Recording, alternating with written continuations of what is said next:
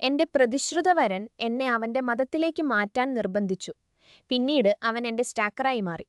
ഞാൻ ഒരു നാസ്തികയാണ്. എന്റെ പ്രതിശ്രുതവരൻ ടോഡ് ഒരു ഭക്തനായ ക്രിസ്ത്യാനിയാണ്. വർഷങ്ങളോളം ഞങ്ങൾ സന്തോഷത്തിലായിരുന്നു.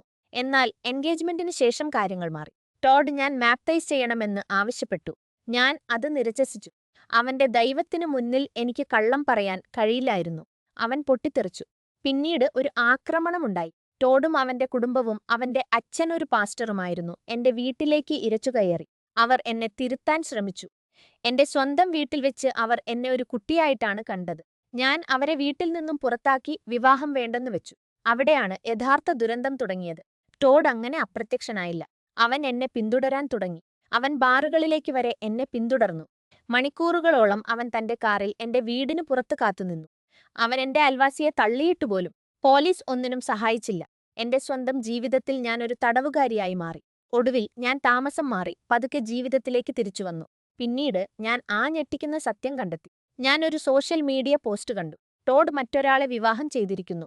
2 വർഷമായി അവർ രഹസ്യമായി പ്രണയത്തിലായിരുന്നു എന്ന് അതിൽ എഴുതിയിരുന്നു. 2 വർഷം? അവൻ എന്റെ ലിവിംഗ് റൂമിലിരുന്ന് മാപ്തൈസിനെക്കുറിച്ച് കരഞ്ഞു പറഞ്ഞുകൊണ്ടിരുന്നപ്പോൾ അവൻ എന്നെ വഞ്ചിക്കുകയായിരുന്നു. ഇപ്പോൾ അവൻ ഒരു അസിസ്റ്റന്റ് പാസ്റ്ററാണ്. ഞാൻ ഇപ്പോൾ സന്തോഷകരമായ ഒരു ബന്ധത്തിലാണെന്ന് മാത്രമല്ല, തെരുവ് നായ്ക്കളെ രക്ഷപ്പെടുത്തി സംരക്ഷിക്കുകയും ചെയ്യുന്നു. അവസാനം മനസ്സിലായി അവന്റെ ജീവിതത്തിൽ വിശുദ്ധമായിരുന്നത് അവന്റെ അഭിനയം മാത്രമായിരുന്നു.